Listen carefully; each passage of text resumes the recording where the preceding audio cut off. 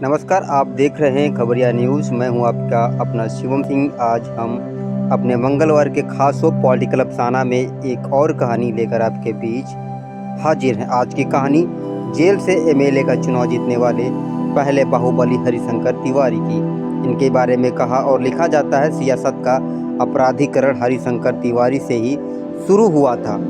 कहानी पूर्वांचल के उस बाहुबली की जिसने जेल से निर्दलीय उम्मीदवार के रूप में कांग्रेस को चुनौती दी और चुनाव जीत लिया। आज भले ही राजनीतिक दल खुद को माफियाओं से दूर रखने का दावा कर रहे हो, लेकिन एक वक्त था जब वह हर दल की जरूरत हुआ करते थे। उन्हें पूर्वांचल के ब्राह्मणों का सिरमौर माना जाता है और हाल ही में उनके बेटे समेत पूरा परिवार समाजवादी पार्टी में शामिल हो गया। यहाँ बात हो रही है हरिशंकर तिवारी की। कहते हैं कि देश की राजनीति का अपराधीकरण उन्हीं से ही शुरू हुआ था। एक वक्त उन्हें यूपी का डॉन कहा जाता था, फिर बाहुबली राजनेता और फिर यूपी की सियासत के पंडित जी कहलाने लगे।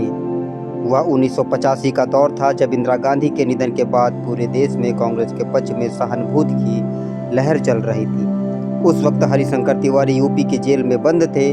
उन पर गैंगस्टर एक्ट के तहत कार्रवाई की गई थी। एक समय यूपी में हर पार्टी की जरूरत बन गए थे हरिशंकर तिवारी। जेल से निर्दलीय उम्मीदवार के रूप में हरिशंकर तिवारी ने कांग्रेस उम्मीदवार को पटकनी देकर सनसनी मचा दी थी, और वो भी बड़े अंतर से।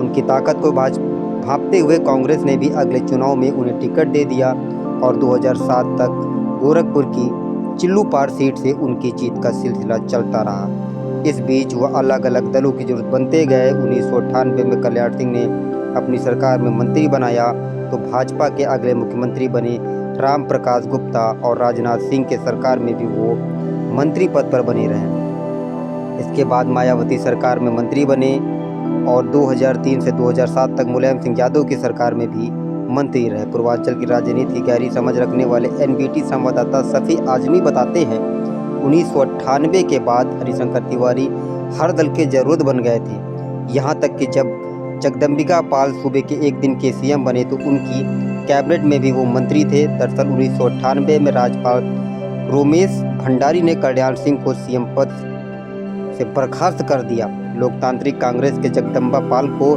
सीएम पद की शपथ दिलाई थी, लेकिन अगले ही दिन बाजी पलट गई और कल्याण सिंह फिर से सीएम बन गए। वीरेंद्र प्रताप शाही के साथ गैंगवार हरिशंकर तिवारी का जिक्र हो तो वीरेंद्र प्रताप शाही का नाम जरूर आता है।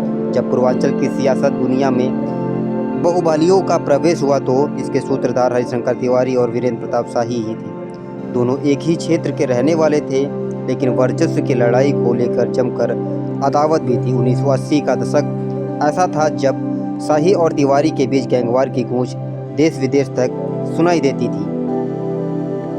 सफ़ी आजमी के मुताबिक 1980 के दशक में छात्र राजनीति का वर्चस्व बढ़ा और गोरखपुर में ब्राह्मण ठाकुर की लॉबी शुरू हुई। वीरेंद्र शाही को मठ का समर्थन मिला तो हरिशंकर तिवारी ब्राह्मणों के नेता बनकर उभरे। यहीं से दोनों में गैंगवार शुरू होती है। उस वक्त खौफ इस कदर तक था कि गैंगवार से पहले ऐलान हो जाता था कि आज घर से कोई निकलेगा नहीं, और स्थानीय लोग घरों में दुबके रहते थे। बाहर फायरिंग की आवाज़ें आती थी और कई लोग मारे जाते थे। उस वक्त वीर बहादुर सिंह यूपी के सीएम हुआ करते थे। कहते हैं कि तिवारी और शाही दोनों पर नकेल कसने के लिए पहली बार यूपी में गैंगस्टर एक्ट लागू किया गया था। वीर Bahadur Singh law and order को विशेष महत्व देते थे और माफियाओं पर पैनी नज़र रखते थे। इसके बाद 1985 में हरिशंकर तिवारी ने जेल में रहकर चुनाव लड़ा और जीत दर्ज की। एक इंटरव्यू में हरिशंकर तिवारी ने खुद यह बात कही थी कि वह राजनीति में इसलिए आए क्योंकि तत्कालीन सीएम वीर बहादुर सिंह ने उन्हें झूठे केस में फंसाकर जेल भेज दिया था। 1980 के दशक में हरिशंकर तिवारी के खिलाफ गोरखपुर में 26 मामले दर्ज हुए थे। इनमें हत्या करवाना, हत्या की साजिश, अपहरण, छिनैती, रंगदारी, वसूली, सरकारी काम में बाधा डालने जैसे कई गंभीर आरोप थे। हालांकि किसी भी केस में वो दोषी साबित नहीं हो पाए। 2 बार लगातार हार के बाद छोड़ी राजनीति। 2007 में पूर्व पत्रकार राजेश त्रिपाठी ने हरिशंकर तिवारी को मात दी। इस चुनाव में पहली बार उनकी जीत का रिकॉर्ड टूटा।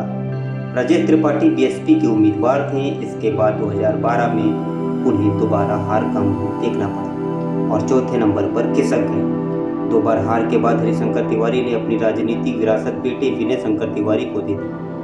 हरिशंकर तिवारी अभी भी लोकतांत्रिक कांग्रेस से जुड़े हैं। अगर आपको हमारा पॉलिटिकल अफसाना राज आ रहा हो तो हमारे चैनल को सब्सक्राइब करें, लाइक करें और कमेंट भी करें। नमस्कार, धन्यवाद।